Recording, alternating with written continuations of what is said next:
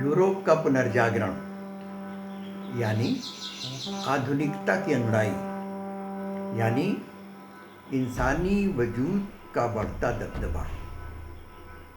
दोस्तों, मैं आपसे बात करूंगा यूरोप के उस नवजागरण की जो 15वीं-16वीं शताब्दी में हुआ, जिसने सारी दुनिया को बदल के रख दिया, जिसकी ऊंच नीच की जिंदगी, जिसका विस्तार इतना बड़ा है कि आज जो कुछ भी है उसको हम उसी पुनर्जागरण से जोड़ सकते हैं। इतनी बड़ी बड़ी क्रांतियाँ और इतने बर्बर महायुद्ध, ये सब जाकर जोड़ते हैं उसी नवजागरण से जो यूरोप से शुरू होकर सारी दुनिया में फैल गया। तो दोस्तों, आगाज़ करते हैं आधुनिकता का रीनेसांस।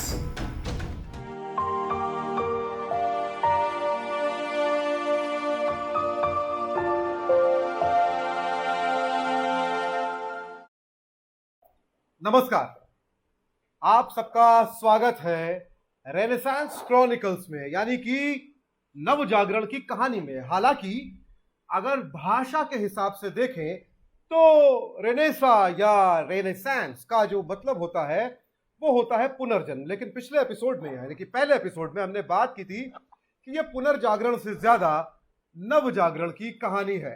और पहले एपिसोड में हमारे साथ भी थे प्रोफेसर लाल बहादुर वर्मा, प्रख्यात इतिहासकार हैं, अध्यापक रहे हैं, प्रोफेसर रहे हैं। और उन्होंने कहा था कि वो रेनेसांस की यानी कि रेनेसा की यानी कि यूरोप के नवजागरण की दास्तान सुना रहे हैं। आपने मोन्टाज में भी सुना होगा कि वो कहते हैं कि ये कहानी है मनुष्य की, मनुष्य के और मनुष्यता के उद्भव की। लेकिन आज हम क्या बात करने वाले हैं? आज हम बात करने वाले हैं रेनेसा क्रॉनिकल्स में धर्म के धंधे की।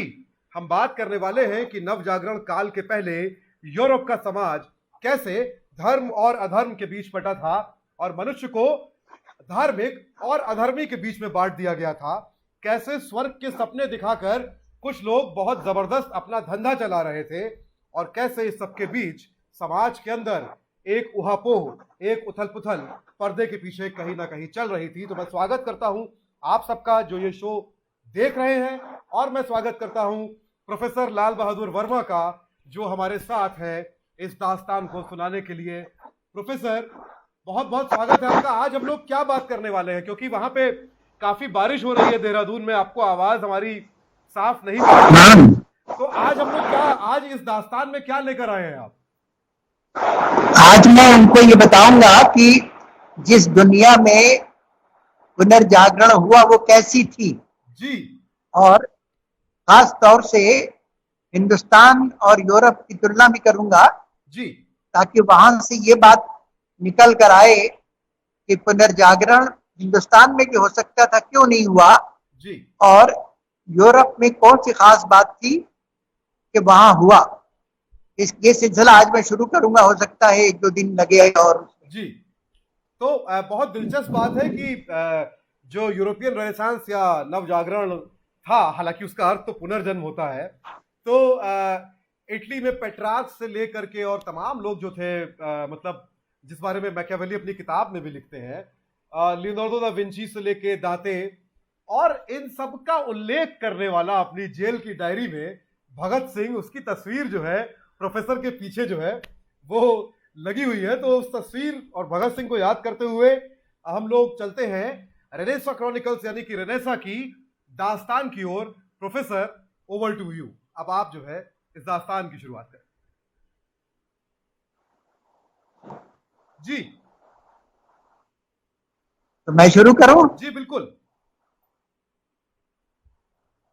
तो दोस्तों, पहले तो मैं आपको याद दिला दूं, पिछली बार जब मैं आपसे मुखातिब हुआ था तो मैंने एक ये जुर्रत की थी कि कहूं आपसे कि जिसे आज दुनिया पुनर्जागरण कहती है वह शायद मानव इतिहास की सबसे बड़ी क्रांति थी, सबसे व्यापक।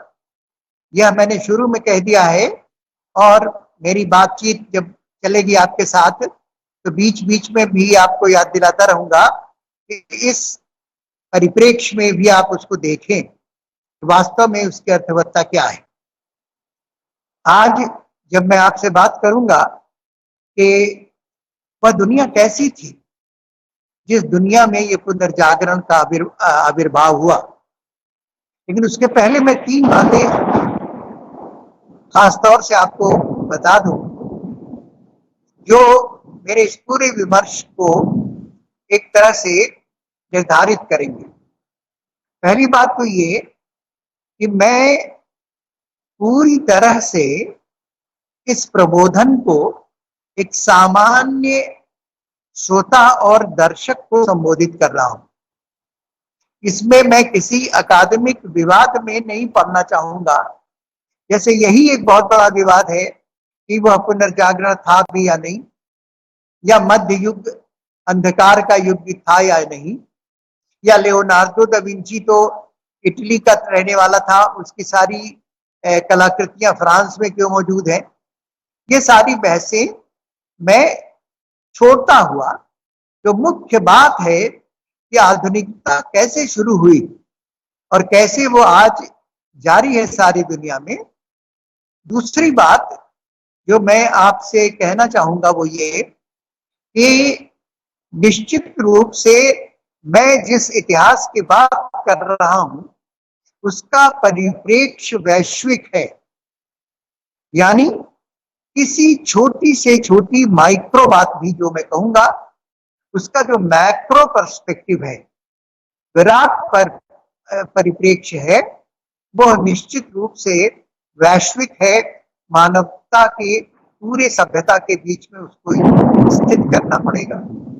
और तीसरी बात जो मैं कहना चाहूंगा कि मैं ये बात इसलिए कर रहा हूं कि भारत का पाठक श्रोता देख सके कि दुनिया में जो घट रहा है उसको वो अपने इतिहास में कैसे देखता है और भारत कैसे प्रभावित होता है दुनिया की घटनाओं से और वो सबक क्या ले सकता है। तो इन 3 बातों का हम ख्याल रखें। और आज मैं आपसे शुरू कर रहा हूं कि दुनिया कैसी थी। अब इस दुनिया में पहली बात तो आप यह याद रखें कि दुनिया के इतिहास में कई बार ऐसा घटा है कि सारी दुनिया में कुछ ऐसी घटनाएं एक साथ घट रही होती हैं और तब जबकि उसके बारे में हमें अब जाके पता चलता है, क्योंकि उस जमाने में तो आप जानते हैं कि इतने संचार के साधन नहीं थे, परिवहन के साधन नहीं थे। जैसे ईसा पूर्व की 5वीं 6वीं शताब्दी, हम सब जानते हैं अब कि उस दौरान जब हिंदुस्तान में बौद्ध धर्म, जैन धर्म का आविर्भाव हुआ, यानी एक तरह से दुनिया को हिला देने वाली घटनाएं हिंदुस्तान में घट रही थी, तो उन्हीं जमानों में चीन में कन्फ्यूशियस और लाओ त्से के विचार तेजी के साथ बढ़ रहे थे। वही जमाना था जिसे यूनान के इतिहास का एक स्वर्ण काल कहते हैं, पेरिक्लीस का जमाना, जो बाद में सुकरात और अरस्तु और अफलातून के नाम से सारी दुनिया ने जाना। तो और जिसे हम आज ईरान कहते हैं, वहां ज़ोरोस्टर का जमाना था। यानी एक साथ दुनिया में बहुत जगहों पर कुछ उथल पुथल थी। वह क्यों थी, कैसे थी, ये एक अलग विषय है। इसी तरह से 14वीं 15वीं 16वीं शताब्दी, जिस जमाने में पुनर्जागरण पूरी तरह प्रस्फुटित हुआ, वो जमाना है जब चीन में भी और हिंदुस्तान में भी ऐसा लगता है आज कि यहां भी तो पुनर्जागरण हो सकता था और एक हद तक हुआ भी। चीन को तो हम छोड़ते हैं, लेकिन हिंदुस्तान की बात करें तो यही जमाना तो था जो भक्ति काल का है, सूफी आंदोलन का है। और बाद में तो इसी दौरान, यानी 14वीं 15वीं 16वीं शताब्दी के दौरान, 16वीं शताब्दी में आप देखते हैं कि मुगल साम्राज्य की स्थापना हुई, जो बहुत मानों में यूरोप के तमाम राज्यों से, साम्राज्यों से बहुत बेहतर था। क्या बात अगर आप याद रखेंगे तो आपको उन बातों को चिन्हित करने में आसानी होगी कि यूरोप में कौन कौन सी खास बातें थी जिनकी वजह से यूरोप पुनर्जागरण यानी आधुनिकता की शुरुआत कर सका और हिंदुस्तान पिछड़ गया। सबसे पहले आइए हम आर्थिक स्थितियां क्या थी उस जमाने की, सारी दुनिया को देखें, खासतौर से यूरोप और हिंदुस्तान को देखें।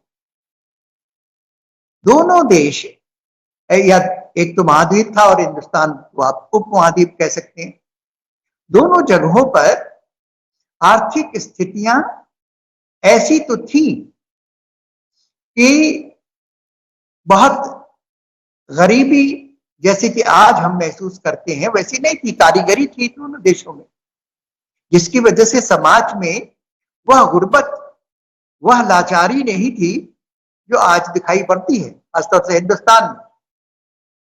लेकिन एक तरह की स्थाणुता या स्टैग्नेशन जिसे कहते हैं, वो धीरे धीरे बढ़ रहा था हिंदुस्तान में।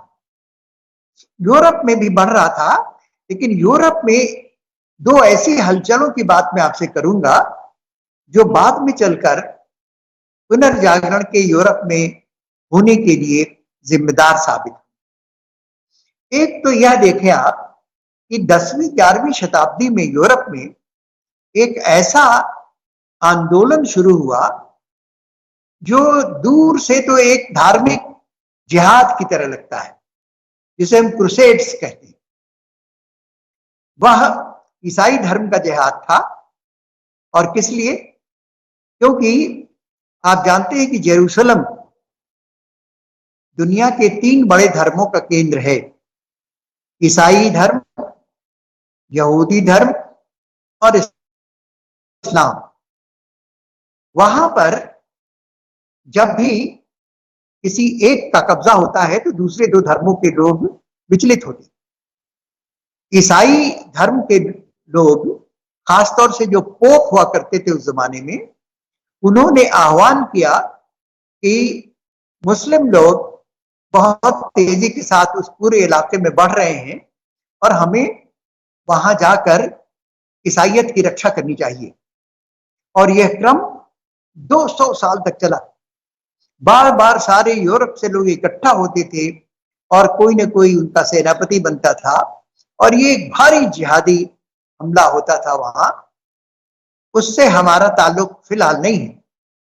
ताल्लुक ये है कि उससे जो मूवमेंट होता था, तमाम देशों के लोग, पश्चिमी यूरोप के लोग पूर्वी यूरोप और पश्चिमी एशिया की तरफ जाते थे और यह जो आवागमन होता था, इनसे एक ऐसी हलचल मचती थी समाज में जो समाज की स्थाणुता को, जो स्टैग्नेशन समाज में आता है, उसको कहीं न कहीं रोकती थी।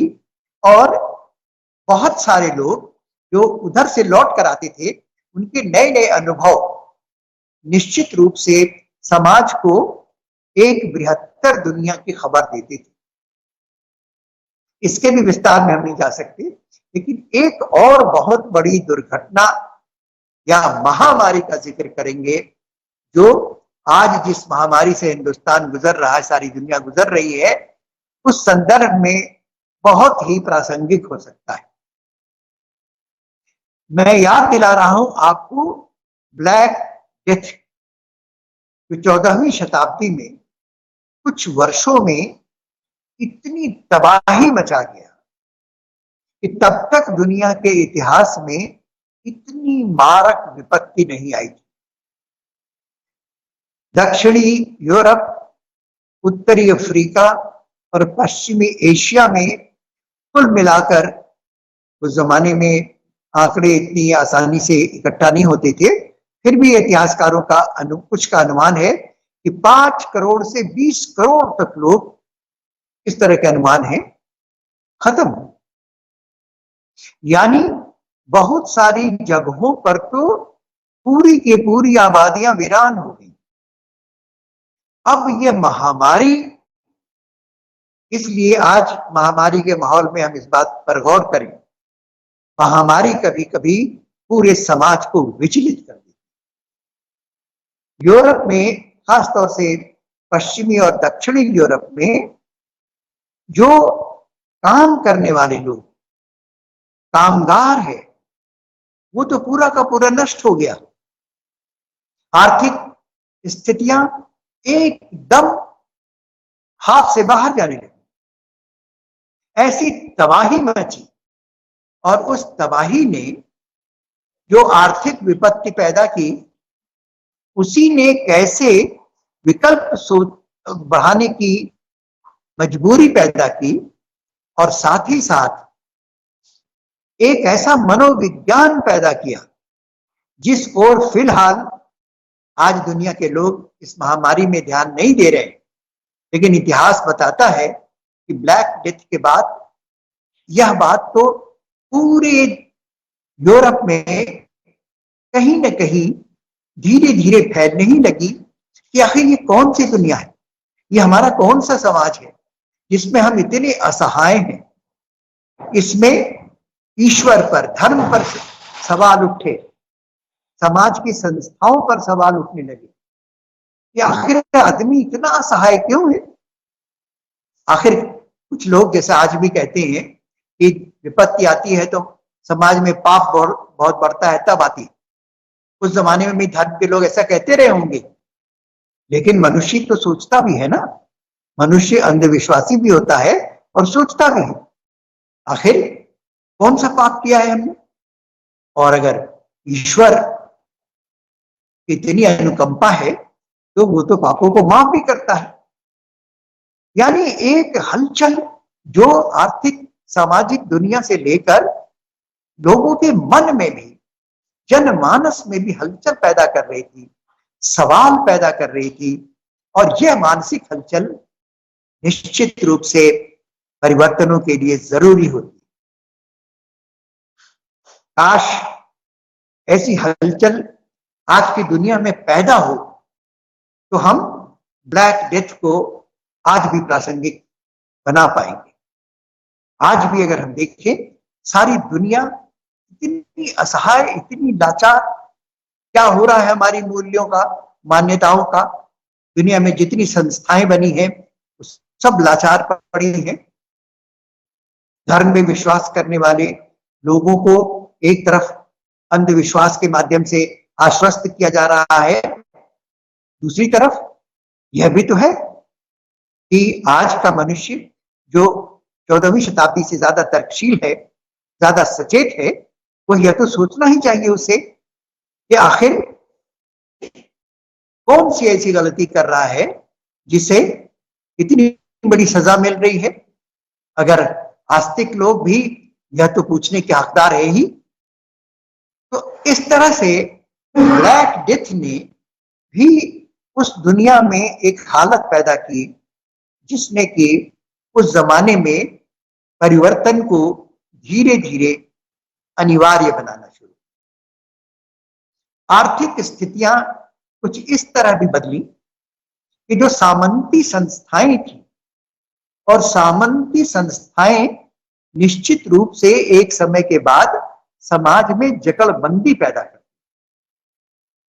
आर्थिक जो संस्थाएं होती हैं, आर्थिक जो दुनिया है जिसमें उत्पादन, वितरण, संचयन, मुद्रा, ये सारी चीजें आज हम इनको बहुत आसानी से जानते हैं, उस जमाने के लोग नहीं जानते थे। लेकिन वो सब संकट में थे और ऐसा लगने लगा था कि अगर उत्पादन ऐसा ही होता रहा तो दुनिया की जरूरतें कैसे पूरी होंगी, खासतौर से तब जब काम करने वालों की संख्या बहुत घट गई है। यानी कोई ना कोई नई पद्धति चाहिए ही। तो एक ऐसी आकांक्षा उस जमाने में पैदा हुई यूरोप में जो हिंदुस्तान में नहीं थी। सामाजिक स्थितियों के बारे में अगर आप गौर करें तो आप देखेंगे कि सामाजिक स्थितियां भारत में और यूरोप में काफी भिन्न थी। भारत में भी सामंतवाद था, जो जैसा कि आप जानते होंगे हरिवंश मुखिया ने बहुत अच्छी तरह से इसको बताने की कोशिश की है कि भारत के सामंतवाद को यूरोप के सामंतवाद की ही तरह नहीं व्याख्यायित किया जा सकता, वो भिन्न है, लेकिन फिर भी जो कुछ लाक्षणिकताएं होती हैं वो तो थी। यूरोप में जो सामंतवाद था वह कई कारणों से थोड़ा बदल रहा था। मैंने आपसे जिहाद की बात की, मैंने आपसे ब्लैक डेथ की बात की, और मैं आपको ये भी बता दूं कि उस समय भी यूरोप के लोग लंबी यात्राएं करते थे और चीन और हिंदुस्तान के साथ प्राचीन काल से ही यूरोप के व्यवसायिक संबंध, और वो संबंध इतने मजबूत थे कि एक छोटी सी बात, अब गौर करें इतिहास में कितनी वह अर्थवत्तापूर्ण होती है। आप याद कीजिएगा अपनी काली मिर्च, जो उस जमाने में तो केवल हिंदुस्तान में होती थी, लेकिन वो काली मिर्च यूरोप पहुंच चुकी थी और यूरोप के लोगों के लिए दिन की शुरुआत से जुड़ी हुई थी, लोगों की भोजन से जुड़ी हुई थी, नाश्ते से जुड़ी हुई थी। और वहां जहां के बहुत मसाले नहीं होते, लेकिन एक काली मिर्च एक ऐसा मसाला था जो अनिवार्य था। और जो बहुत ठंडी जगह है वहां तो मांस को सुरक्षित रखने के लिए कई बार उसको नमक और मिर्च से लगाकर उसको सुखा कर रखते थे ताकि जब बर्फ पड़ रही हो उसको कैसे खाएं। और सामंत लोग जो भारत में तो विलासिता राज परिवारों तक ही जुड़ी हुई, लेकिन वहां का सामंत वर्ग तो बहुत बड़ा था और सामंती विलासिता के लिए चीन का रेशम जितना जरूरी था, हाथी दांत की जो चीजें बनती हैं, आभूषण बनते होंगे, वो जितना जरूरी था उससे ज्यादा जरूरी था काली मिर्च। यानी यात्राएं होती थी और इन यात्राओं के नाते एक इन कामों में लगा हुआ एक ऐसा वर्ग पैदा हो रहा था जो 14वीं के बाद धीरे धीरे विकसित होता हुआ आज हम जिसे बूर्जुआजी कहते हैं। बूर्जुआजी का मतलब ही होता है जो नगर में रहने वाला, और जिसे हम आज पूंजीपति वर्ग कहते हैं, जिसके दो हिस्से होते हैं, ऊपर का पूंजीपति वर्ग और निम्न पूंजीपति वर्ग। लेकिन उस वक्त तो हम उसको मिडिल क्लास कहते हैं आज। तो यह एक मिडिल क्लास जो पैदा हो रहा था, यह एकदम एक नई बात थी और बाद में मैं बताऊंगा आपको यही कैसे पुनर्जागरण के लिए एक निर्णायक तत्व बना। बहरहाल सामाजिक उथल पुथल हिंदुस्तान में भी थी, लेकिन हिंदुस्तान में याद कीजिए वो सवाल जो आज भी भारतीय समाज के पिछड़ जाने का एक निर्णायक तत्व है, यानी जातिवाद। वह उस समय भारत में तेजी के साथ व्याप्त हो चुका था और इस जातिवाद का यह मर्म तो अब किसी को बताने की जरूरत नहीं रही कि आप जानते हैं कि यह जो समाज का सबसे कर्मठ वर्ग है, जो श्रमिक वर्ग है, उसको ही समाज से काटकर हाशिए पर फेंक देगा। इससे समाज की जो आर्थिक उत्पादकता तो घटती ही है, मैं तो ये कह रहा हूं कि जो सांस्कृतिक उत्पादकता है, जो सबसे निर्णायक साबित होती है किसी समाज की चेतना के लिए, वो भी घटती। तो भारत में जो विघटन था वह राजनीतिक ही नहीं सामाजिक भी था, और यह भी एक कारण हुआ कि पुनर्जागरण भारत में नहीं हो पाया। अब हम एक और बात का जिक्र खास तौर से आज कर लें, वह धर्म की क्या भूमिका है दोनों समाजों में। धर्म भारत में भी और यूरोप में भी इतना केंद्रित था कि यूरोप में तो यह हालत थी कि कैथोलिक चर्च के प्रभुत्व के नाते यूरोप का नाम ही पड़ गया था क्रिसेंडम, क्राइस्ट का राज्य। तीसरी शताब्दी से जब ईसाई धर्म का प्रचार शुरू हुआ था, बढ़ा था यूरोप में, तो जिस जमाने की मैं बात कर रहा हूं 14वीं, 15वीं, 16वीं शताब्दी में, उस वक्त तक आते आते तो इतनी जकड़ हो गई थी कैथोलिक चर्च की कि जो उस समय पवित्र रोमन सम्राट होता था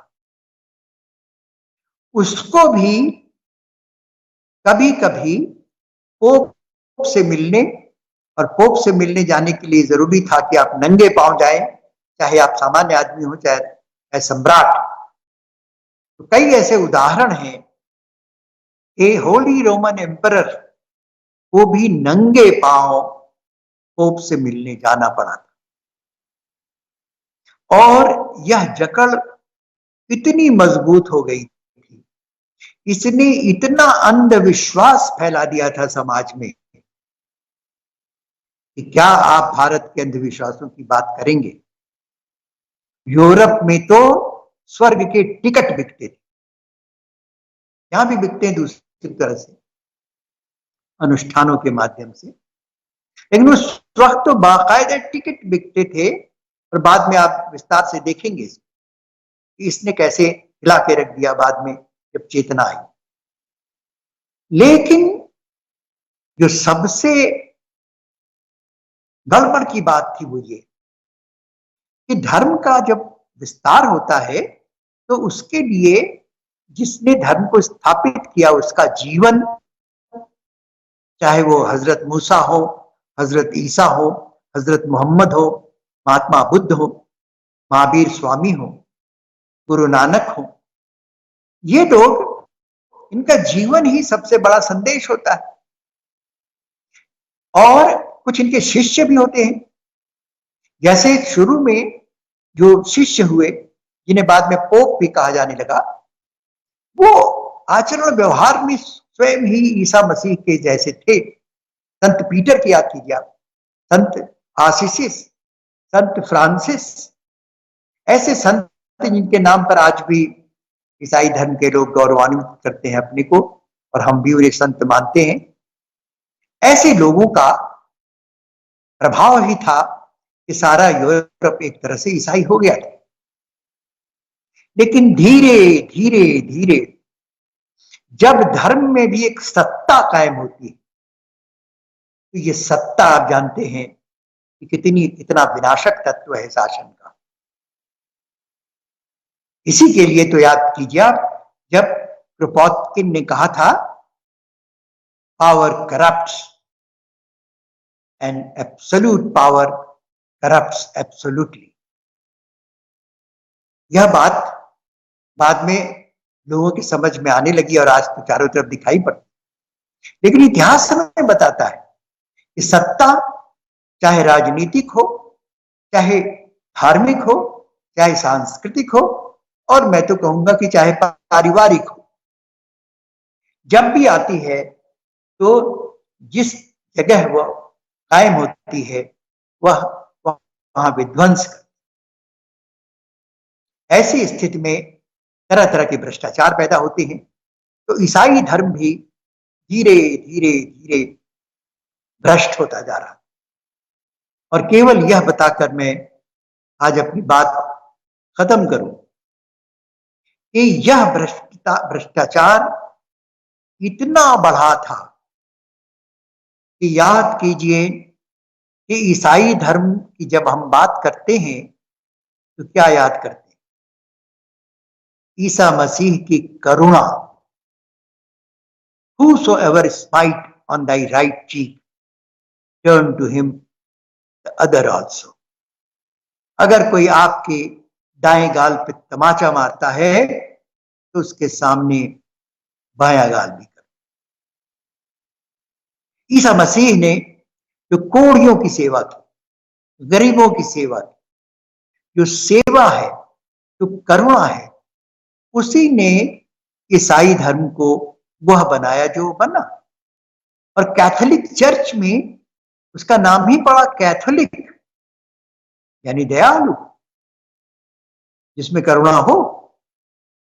और उसी धर्म का ये हाल था कि धीरे धीरे धीरे यूरोप में धर्म की यह स्थिति हो गई थी कि अगर कोई जरा भी ईसाई धर्म का मतलब था, ईसाई संस्था यानी चर्च, जिसका हेडक्वार्टर रोम हुआ करता था, जिसका सबसे बड़ा अधिकारी पोप हुआ करता था, और वह पोप जिसे कहा जाता था कि वह shadow of God on earth, यानी धरती पर ईश्वर की छाया है, इतनी बड़ी सत्ता थी उसकी। तो वह पोप इतना भ्रष्ट होने लगा। संतों में यह परंपरा थी कि वह निश्चित रूप से विवाह नहीं करेंगे, क्योंकि उनका तो सारा जीवन समाज को समर्पित है।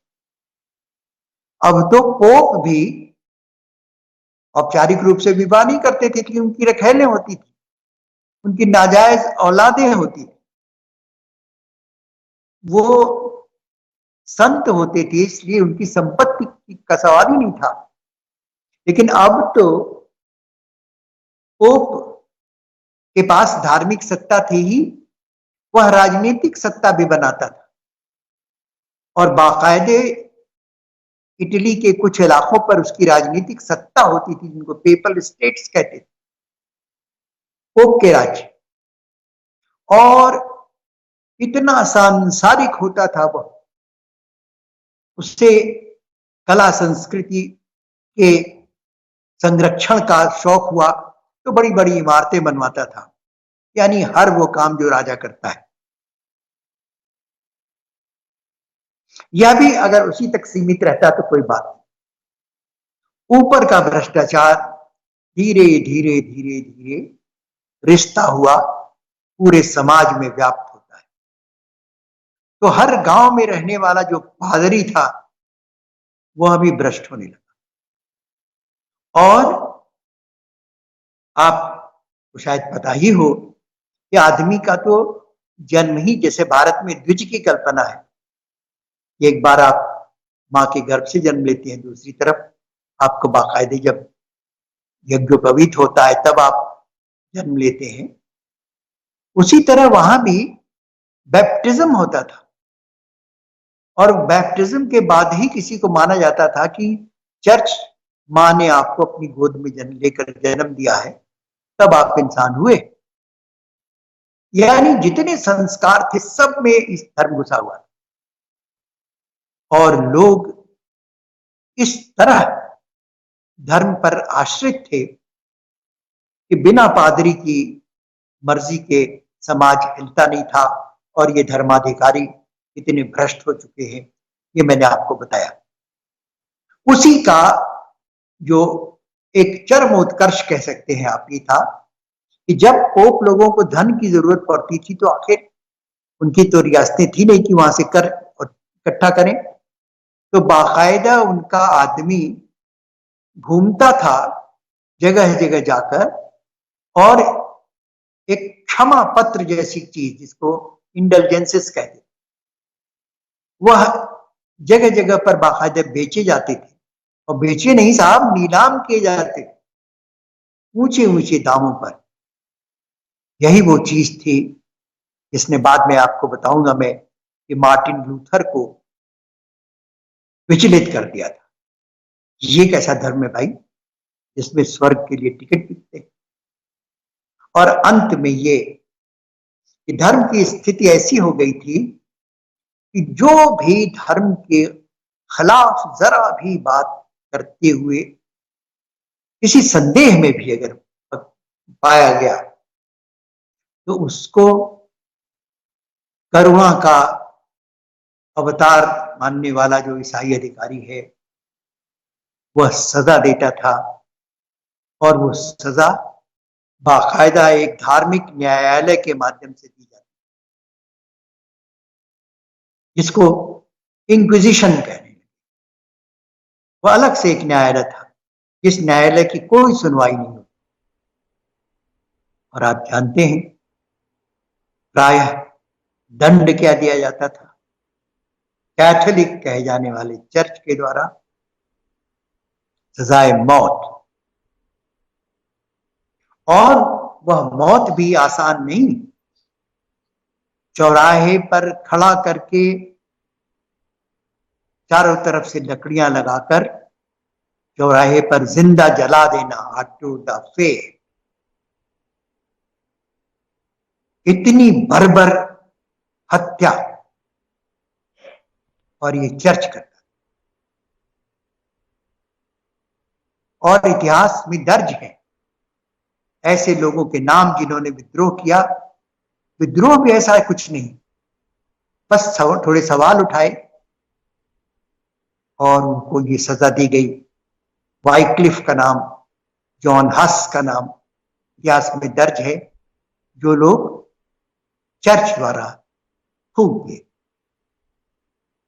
तो भारत में भी अंधविश्वास था, भारत में भी धर्म से लोग आक्रांत थे, लेकिन यूरोप में धर्म की जो बर्बरता थी और इतनी प्रत्यक्ष थी और इतनी व्याप्त थी कि उसने भी लोगों को प्रश्न उठाने के लिए मजबूर किया। जब आप इतिहास में ये जानते हैं कि पहला प्रोटेस्टेंट तो दुनिया में गौतम बुद्ध ही था, लेकिन यही जो प्रोटेस्टेंटिज्म है, जो आधुनिक युग की शुरुआत में एक बहुत महत्वपूर्ण कारक है, जिसे हम बाद में विस्तार से देखेंगे, तो यह प्रोटेस्ट करने की जरूरत भी उस दुनिया में धीरे धीरे सुलगने लगी, जो बाद में जाकर 16वीं शताब्दी में मार्टिन लूथर के आह्वान से पूरी तरह अव्यक्त हुई। तो इस तरह से आर्थिक, सामाजिक और धार्मिक स्थितियां कैसी थी यूरोप में, हिंदुस्तान में, उनका थोड़ा सा तुलनात्मक भी स्वरूप आपने देखा है। अगली बार जब मैं आपसे बात करूंगा तो मैं राजनीतिक और सांस्कृतिक समाजों की तुलना करूंगा, और तब मैं कुछ उन घटनाओं की बात करूंगा जिन घटनाओं के नाते कभी कभी जो असंतोष है वह विस्फोटक बन जाता है, और वहां से चीजें स्पष्ट होने लगती हैं। यानी हो सकता है कि अगली बार हम लोग ये बात कर पाए कि आखिर नवजागरण क्यों हुआ, क्योंकि जो तत्कालीन स्थितियां थी उनमें वह कारण चिन्हित होने लगेंगे। और तब एक और जरूरी बात आपको मैं बताऊंगा कि जैसे भारत में किन्हीं कारणों से नहीं हो पाया नवजागरण, वैसे ही इस्लामिक जगत में भी ऐसी ऐसी चीजें हो रही थी कि लगता था कि जो पूर्व और पश्चिम भूल चुके हैं उन्हें संजो कर रखा है अरबों ने। चौथी और 5वीं शताब्दी के बाद, यानी इस्लाम के प्रादुर्भाव के पहले से ही अरब लोग एक तरह से जोड़ने का काम कर रहे थे पूर्व और पश्चिम को।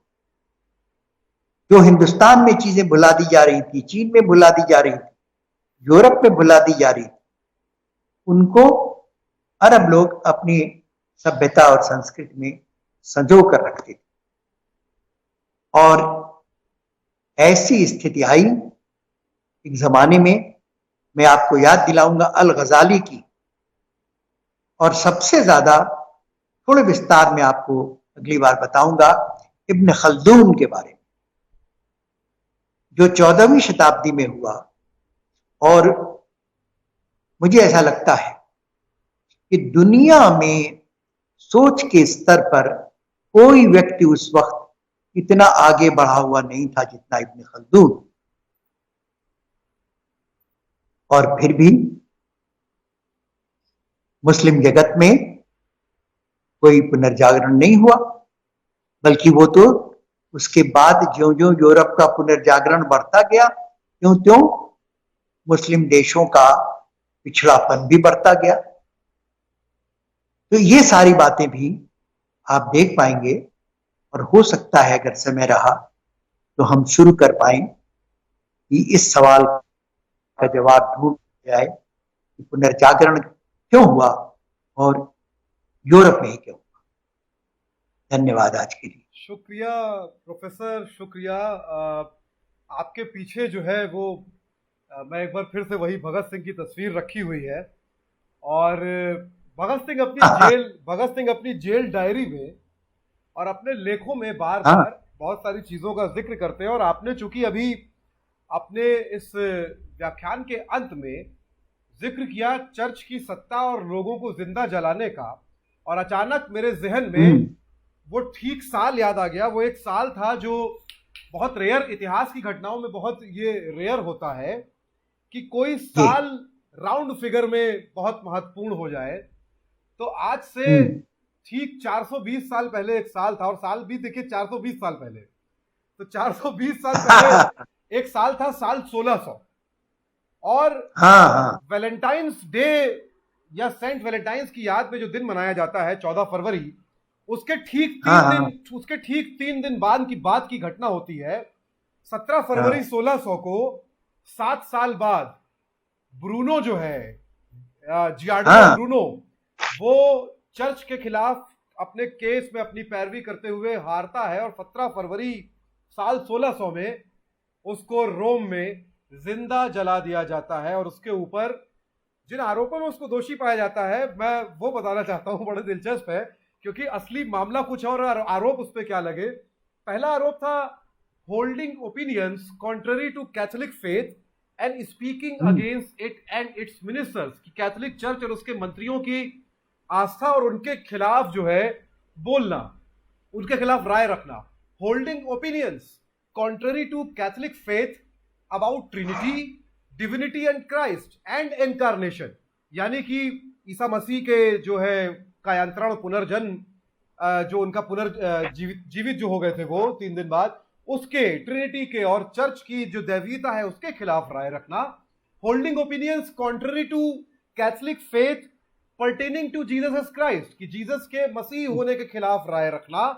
Holding opinions contrary to Catholic faith regarding the virginity of Mary mother of Jesus, यानी कि ईसा की मां मैरी, उनके कौमार्य जो है उसको लेके उसके खिलाफ राय रखना। Holding opinions contrary to Catholic faith about both transubstantiation and mass, यानी कि विज्ञान को लेके, जो फिजिक्स को लेके और तमाम और चीजों को लेके धारणाएं थी चर्च की, उनके खिलाफ बात करना। प्लूरलिटी ऑफ वर्ड्स, यानी कि एक ये दुनिया है, और जैसा कि प्रोफेसर ने बात की, स्वर्ग का जो धंधा है कि एक स्वर्ग है और एक नर्क है, तो जो बहुवचन है दुनिया का, प्लूरलिटी है, उसकी बहुलता को लेके जो है उसके खिलाफ उसको खारिज करना। और ट्रांसमाइग्रेशन और ह्यूमन सोल्स, यानी कि मनुष्य की आत्मा का ब्रूट्स में, शैतान में बदल जाने में यकीन करना। जबकि ब्रूनो ने, और हाँ, एक और आरोप था dealing in magics and divination, कि काला जादू या जादू करना, जिसे विचिंग कहते थे उस समय। बहुत दिलचस्प बात यह है कि इन आरोपों में, इस दोष में, ये जो गिनाए मैंने, इसमें उसको जिंदा जला दिया गया था खंबे से बांध के। ब्रूनो कौन था, मैं इस पर भी आऊंगा। 16वीं सदी में, ठीक 1600 में, 16वीं सदी जब खत्म हो रही थी तब ये हो रहा था, एग्जैक्टली उस जंक्चर पे इतिहास के। लेकिन ब्रूनो का दोष असल में क्या था? ब्रूनो का दोष सिर्फ इतना था कि उसने अपनी गणितीय कौशल से, अपनी जो एस्ट्रोफिजिक्स की जानकारी और समझ थी, उसने ग्रहों की गणना से बार बार सिर्फ ये दोहराया था कि सूरज धरती के चारों ओर नहीं घूमता है, धरती सूरज के चारों ओर घूमती है। जो चर्च की आस्था या धर्म ग्रंथों में कही गई बात के खिलाफ था, और इस वजह से ब्रूनो को जिंदा जला दिया गया रोम में। और दिलचस्प बात क्या है कि जिस पोजीशन के लिए यूनिवर्सिटी में ब्रूनो पढ़ाने पहुंचा था इटली, वो पोजीशन उसको नहीं मिली जिसके पीछे शायद उसके विचार थे। और ठीक 1 साल बाद उस पद पर एक व्यक्ति की नियुक्ति होती है जिसका नाम था गैलीलियो गैलीली। और गैलीलियो ने ब्रूनो के ही विचार को टेलीस्कोप का आविष्कार करके साबित किया। गैलीलियो के साथ भी ऐसा ही हुआ, बस उनकी जान नहीं ली गई, लेकिन उनको नजरबंद कर दिया गया, जेल कैद दे दी गई। लेकिन उसके बाद एक और शख्स था, ये 100 साल के अंदर सब कुछ हो रहा है एक के बाद एक, कॉपरनिकस। और कॉपरनिकस आखिर में साबित कर देता है तर्क, तथ्य और गणनाओं के साथ कि धरती सूरज के चारों ओर घूमती है, चर्च गलत है। और आखिरकार ब्रूनो की शहादत, गैलीलियो की लड़ाई के बाद कॉपरनिकस के तर्क के सामने चर्च को झुकना पड़ता है। और ये जो पीरियड है, ये नवजागरण का पीरियड है यूरोप में। चर्च जब झुकता है तब दरअसल दुनिया में पहली बार सेक्युलर पॉलिटिक्स की शुरुआत होती है, क्योंकि धर्म को विज्ञान के सामने, तर्क के सामने झुकना पड़ता है। बहुत शुक्रिया प्रोफेसर ये याद दिलाने के लिए, जिंदा जलाना और ब्रूनो की घटना जिस बहाने हमको याद आई। बहुत इटालियन जो नवजागरण है उसके जो जनक माने जाते हैं फ्रांसिस्को पेट्रार्क। तो पेट्रार्क बहुत दिलचस्प बात लिखते हैं। वो लिखते हैं कि true, we love life not because we are used to living but because we are used to loving. हाँ, ये सच है कि हम जीवन से प्रेम करते हैं, पर इसलिए नहीं कि हमें जीवन की आदत है, इसलिए क्योंकि हमें प्रेम करने की आदत है।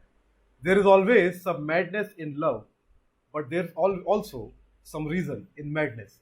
कहते हैं कि निश्चित रूप से प्रेम में कुछ पागलपन है, लेकिन पागलपन में कुछ तर्क भी जरूर है। और तर्क को लेकर जो पागलपन था वही दुनिया में नवजागरण लाया था, और वही दोबारा से नवजागरण लाएगा। इसलिए ये समझना हम सबके लिए बहुत जरूरी है कि हमको न केवल प्रेम करना सीखना होगा, हमें तर्क को लेके जुनूनी या पागल भी होना पड़ेगा।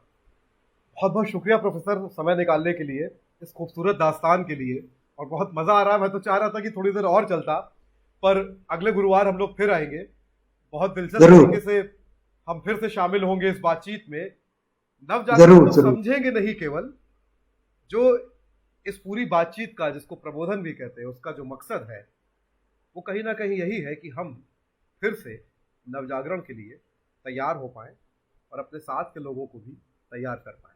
बहुत बहुत शुक्रिया मीडिया विजन के रेनेसांस क्रॉनिकल में शामिल होने के लिए। बहुत बहुत शुक्रिया प्रोफेसर। हम लोग फिर मिलेंगे अगले गुरुवार दोपहर में 3 बजे, और कल शाम को हम 7 बजे आएंगे लेकर स्वास्थ्य समाज, और एक बहुत जरूरी मुद्दे पे हम बातचीत करेंगे। एक बार फिर से आप सब लोगों का शुक्रिया। हमें देखते रहें, हमारी मदद करते रहें। धन्यवाद। यूरोप का पुनर्जागरण यानी आधुनिकता की अनुयायी, यानी इंसानी वजूद का बढ़ता दबदबा। दोस्तों, मैं आपसे बात करूंगा यूरोप के उस नवजागरण की जो 15वीं-16वीं शताब्दी में हुआ, जिसने सारी दुनिया को बदल के रख दिया, जिसकी ऊंच नीच की जिंदगी, जिसका विस्तार इतना बड़ा है कि आज जो कुछ भी है उसको हम उसी पुनर्जागरण से जोड़ सकते हैं। इतनी बड़ी बड़ी क्रांतियाँ और इतने बर्बर महायुद्ध, ये सब जाकर जुड़ते हैं उसी नवजागरण से जो यूरोप से शुरू होकर सारी दुनिया में फैल गया। तो दोस्तों, आगाज़ करते हैं आधुनिकता का रीनेसांस।